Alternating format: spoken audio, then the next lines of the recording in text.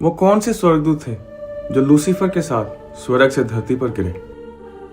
क्यों जब दाऊद वीणा बजाता था तो राजा शाऊल दुष्ट आत्मा से आजाद हो जाता था? क्यों जब एलीशा ने भविष्यवाणी करनी थी तो उसने वीणा बजाने वाले को बुलवाया? क्यों परमेश्वर दाऊद से इतना प्रेम करते थे?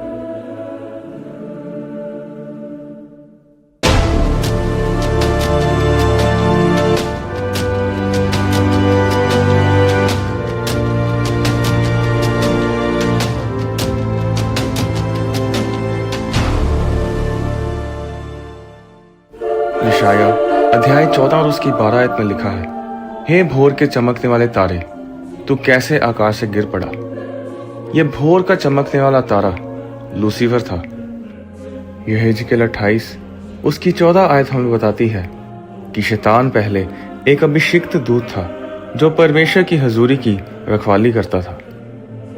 यह हिजकिय्याह 28 उसकी 13 में लिखा है कि जब लूसीफर को बनाया गया तब परमेश्वर ने डफ और बांसुली उसी के अंदर बनाई और वो लूसीफर स्वर्ग में वर्शिप लीडर था और वो परमेश्वर के पर्वत पर रहता था और आग वाली चमकने वाली मणियों के बीच चलता फिरता था। यह दूत दूसरे दूतों की आराधना करने में अगुवाई करता था।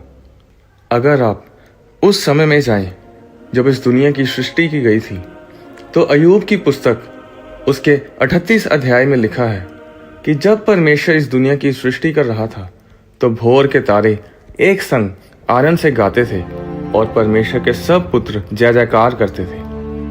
लूका अध्याय 10 और उसके 18 आयत में लिखा है, यीशु ने कहा कि मैं शैतान को बिजली के समान स्वर्ग से गिरा हुआ देख रहा था। प्रकाशित वाक्य अध्याय 12 उसकी 7 आयत में लिखा है कि फिर स्वर्ग में लड़ाई हुई। माइकल और उसके स्वर्गदूत अजगर से लड़ने को निकले और अजगर और उसके दूत उससे लड़े और तब लूसीफर और उसके दूतों को पृथ्वी पर गिरा दिया गया। जब वो लूसीफर पृथ्वी पर गिरा दिया गया तो स्वर्ग के 1/3 दूत उसके साथ गिरे। क्या आप जानते हैं कि 1/3 स्वर्गदूत लूसीफर के साथ जुड़े थे, 1/3 माइकल और 1/3 गैब्रियल के साथ जुड़े थे। और जब लूसीफर गिरा तो वो अपने साथ 1/3 दूतों को भी साथ लेकर गिरा और वो जिन दूतों को साथ लेकर गिरा वो सब वर्शिपर्स थे और इसीलिए धरती पर संगीत बहुत शक्तिशाली है। Sex, rock and roll, drugs, शराब, नशे सब संगीत से जुड़े हैं। अगर आप संगीतकारों को देखें तो वो सब किसी ना किसी नशे में या जुए में या बुरी संगति में आपको मिलेंगे, क्योंकि जब लूसीफर गिरा तो उसने इस धरती पर संगीत को भ्रष्ट किया। माइकल के पास युद्ध वाले दूत हैं, गैब्रियल के पास सेवा करने वाले दूत हैं और लूसीफर के पास वो दूत हैं जो आराधना करते थे। और जब लूसीफर स्वर्ग से गिरा तो मैं वचन से साबित करूंगा कि स्वर्ग ने अपने संगीत को खो दिया।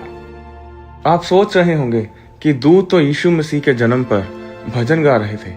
नहीं, लूका अध्याय 2 उसकी 13 में लिखा है कि स्वर्ग दूतों का दल परमेश्वर की स्तुति करता हुआ और ये कहते दिखाई दिए, आकाश में परमेश्वर की महिमा और पृथ्वी पर उन मनुष्यों में जिनसे वह प्रसन्न है शांति हो।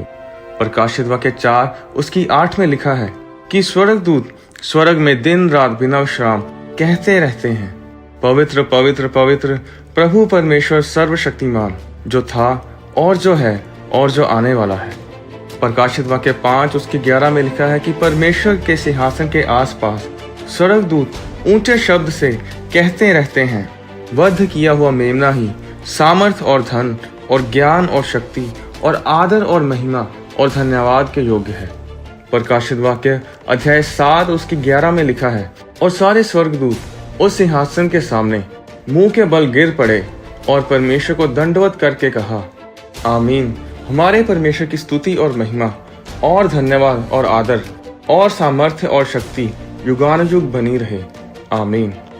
आराधना स्वर्ग में भी होती है और आराधना धरती पर भी होती है, पर आराधना आपके शब्द होते हैं, जैसे कि हालेलुया, परमेश्वर का नाम धन्य हो, परमेश्वर की महिमा हो, परमेश्वर हम तेरी इज्जत करते हैं, तुझे महिमा देते हैं। पर जब लूसीफर 1/3 हिस्सा आराधकों का लेकर गिर गया, स्वर्ग ने अपना भजन खो दिया। दाऊद से पहले गीत तभी गाया गया जब इजरायलियों ने लाल समुद्र को पार किया और जब मूसा ने अपने मरने से पहले इजरायलियों को आशीषित करने के लिए गीत गाया। पुराने समय में चर्च में संगीत ना के बराबर था। संगीत तभी शुरू हुआ जब दाऊद आया, और जब वो वीणा बजाता था तो वह ऐसी वीणा बजाता था कि राजा शाऊल दुष्ट आत्मा से आजाद हो जाता था। क्या आप जानते हैं कि व्यवस्था के अनुसार जब दाऊद ने बैतशबा के साथ पाप किया तो उसे पथराव करके मार डालना चाहिए था। जब उसने उरिया को मरवाया तब भी व्यवस्था के अनुसार दाऊद को पथराव से मार देना चाहिए था। अगर आप ध्यान दें तो दाऊद ने जब पश्चाताप किया तो उसने सिर्फ बोलकर पश्चाताप नहीं किया, उसने गीत गाकर पश्चाताप किया।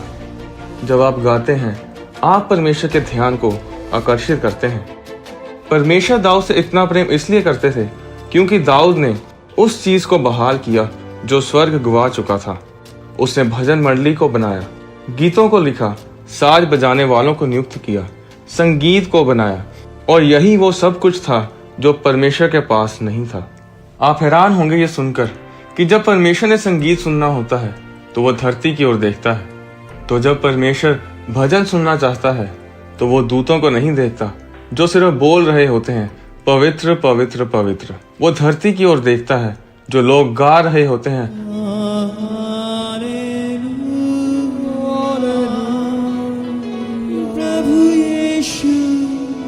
जब एलीशा ने भविष्यवाणी करनी थी तो उसने वीणा बजाने वाले को बुलवाया, और जब संगीत बजने लगा तो परमेश्वर की सामर्थ एलीशा के ऊपर आई। शैतान चर्च के संगीत से नफरत करता है और इसीलिए सबसे ज्यादा संघर्ष चर्चिस को संगीत में करना पड़ता है। आपके गीत में सामर्थ है। किसी भी हालात के चलते अपने आप को परमेश्वर के लिए गाने से रोकने ना दें। परमेश्वर आपको आशीष दे।